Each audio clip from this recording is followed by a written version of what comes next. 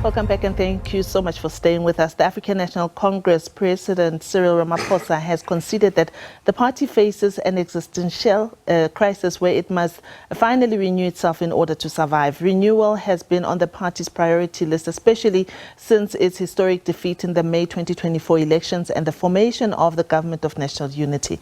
The state of the economy and the unemployment crisis are some of those that Ramaphosa identified as the reasons for electoral decline. But let's discuss this further with independent economist Duma Gqubule. Thank you so much for joining us on Point. 113 years. At the end of everything that the ANC may be going for, it still remains a party to be reckoned with. It has been there for a long time, the oldest liberation movement in Africa. Let's reflect slightly about their performance over this time frame leading to where we are now. Thank you, Tiabo. You know, I grew up in an ANC family, and it's actually a very sad situation that we're in. There's no way of, the truth is we've had 30 wasted years of ANC misrule. As an example, our GDP per capita, an imperfect measure of average living standards, increased by 22% from 1994 to 2023. By comparison, in China, 779%. Rwanda 422%, Vietnam 354%, India 280%, and Ethiopia 280%. So when we compare ourselves with similar emerging markets, we've had a dismal performance, and there's no way of sugarcoating it. Now, we can look at it in different ways. We can look at it in terms of political administrations. Under Mandela, it was 2.7% growth per year. Under Mbeki, it was 4% growth per year.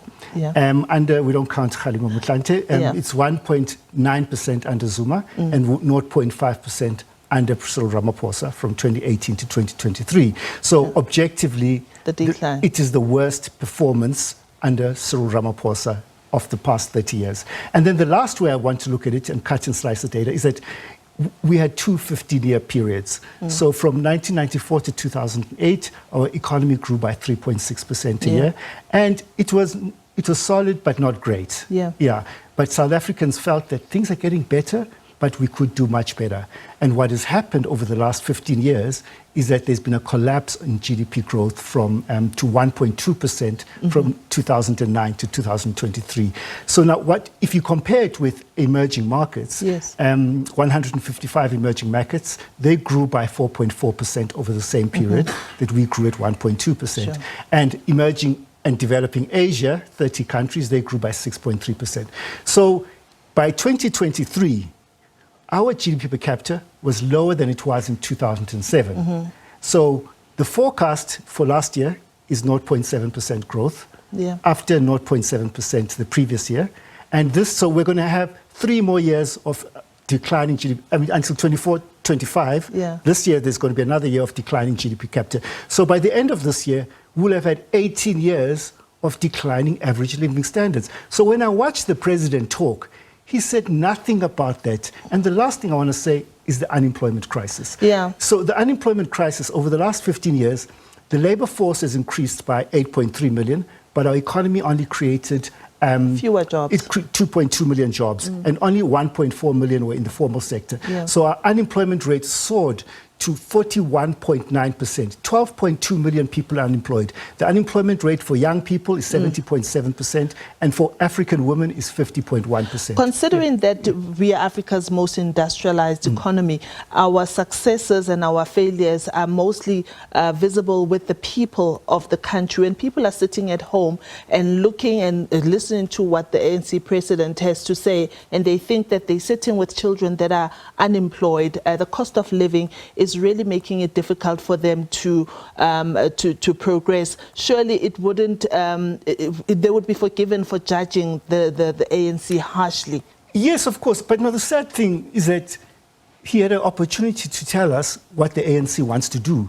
So all the members of the National Executive Committee couldn't put forward a plan as to what they're going to do. They just repeat the things they've been saying every single year, but they change the ordering of what they're saying. I'll give you an example. He talked about public employment programs.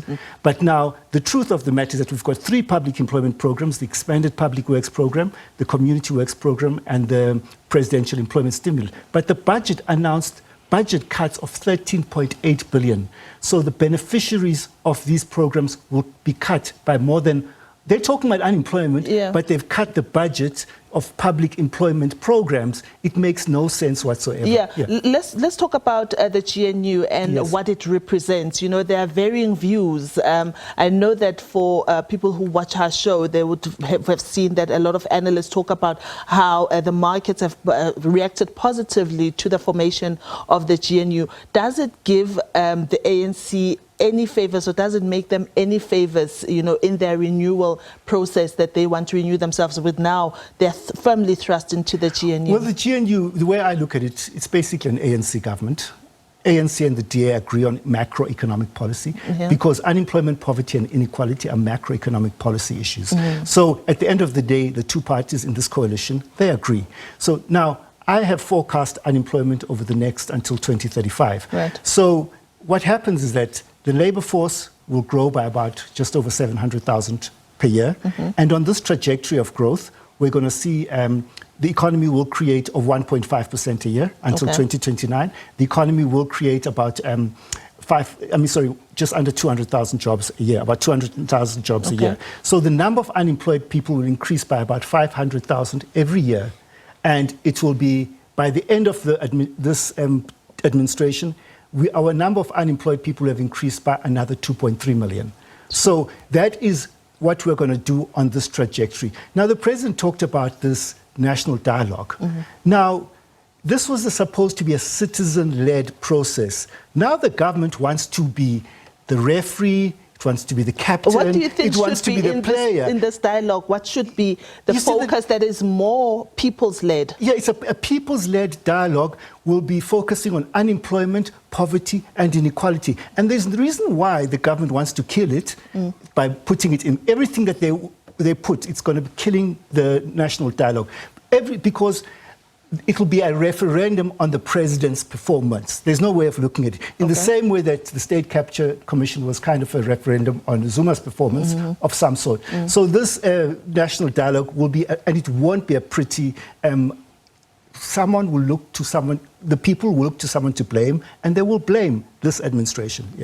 Duma, I wish we had more time. I really would have loved to hear more of your views, but unfortunately, I have to wrap it up here. Thank you so much for coming through. Thank you. We really appreciate it. I've been speaking to Duma Gqubule, reflecting on the 113th ANC's birthday celebration that was held in Cape Town, and looking at some of their economic policies and how they translate to the people and yourself at home.